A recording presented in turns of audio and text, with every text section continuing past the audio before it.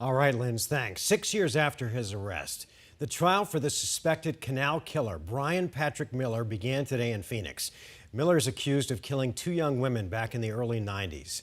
Their bodies were ultimately found dumped in and around the Arizona Canal. Team 12's William Pitts is live in the Alert Center with what happened in court today. We do want to warn you, some of the details might be too graphic to listen to.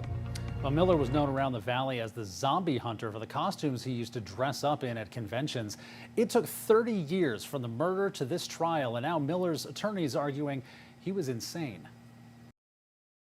Bryan Patrick Miller's defense is not that he didn't kill Angela Brasso and Melanie Burness. His lawyer admits he killed them. The Mr. Miller that sits in front of you today, Bryan, is not the Bryan that committed these horrible offenses. Instead, Miller is arguing that he is not guilty by reason of insanity.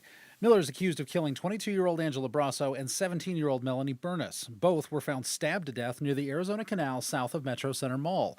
Prosecutors say Brasso was stabbed in the back with enough force to break a rib. Her entire waist, front, back, side, had been cut open with this sharp instrument, and she was decapitated.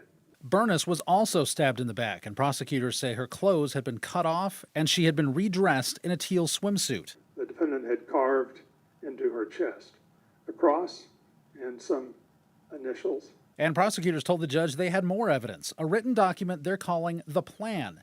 They say Miller wrote it, and it describes killing a young girl in almost exactly the same way Brasso was killed, before the murders. It included taking certain tools along,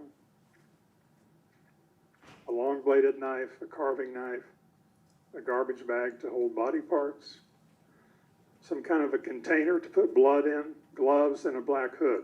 Prosecutors say Miller's mother turned it over to Phoenix police. Miller was never arrested, but Miller's attorney said Miller's mother was responsible for what he became. They could hear Bryan being beaten inside of his house, and they could hear the screams.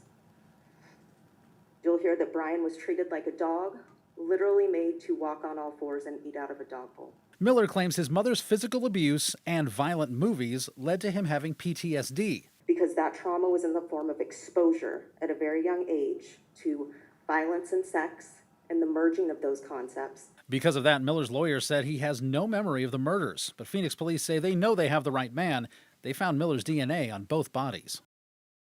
And prosecutors are asking for the death penalty. The trial is expected to last into December. In the Alert Center, William Pitts, 12 News.